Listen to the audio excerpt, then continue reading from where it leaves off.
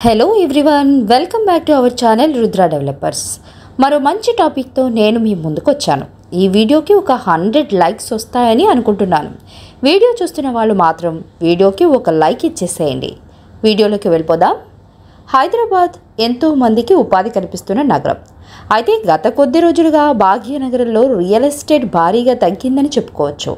దీంతో చిన్న స్థాయి బిల్డర్లు ఇల్లు అమ్మలేని స్థితికి చేరారు. అయితే గత సంవత్సరం అక్టోబర్ నుంచి రియల్ ఎస్టేట్ కాస్త నెమ్మదించింది. అసెంబ్లీ ఎన్నికలు ఉండడం, ఆ తర్వాత లోక్సభ ఎన్నికలు రావడంతో మార్కెట్ స్తబ్దుగా ఉంది.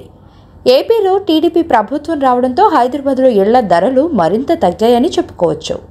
ఆంధ్రప్రదేశ్ రాజధాని అమరావతి అభివృద్ధికి ప్రభుత్వంతో పాటు కేంద్ర ప్రభుత్వం కూడా సహాయం చేస్తామని చెప్పడంతో ఇన్వెస్టర్లు అమరావతి వైపు వెళ్తున్నారు. దీంతో హైదరాబాద్లో రియల్ ఎస్టేట్ పడిపోయినట్లు నిపుణులు చెబుతున్నారు. హైదరాబాద్లో ఎక్కువగా ఐటీ ఉద్యోగులు ఉంటారు. అయితే గత సంవత్సర కాలంగా ఐటీ రంగం కూడా అంతంత మాత్రంగానే ఉంది. ఎలక్షన్ల ముందు చెప్పుకున్నట్లయితే రియల్ ఎస్టేట్ రంగం ఒక రేంజ్లో ఉంది. అలాగే సిమెంట్, స్టీల్ నిర్మాణ సామగ్రి కూడా రెట్టింపైనాయని చెప్పుకోవచ్చు. ఇల్లు నిర్మాణం చేసుకునే సామాన్యులు మాత్రం చాలా ఇబ్బంది పడే పరిస్థితి అయితే నెలకొంది.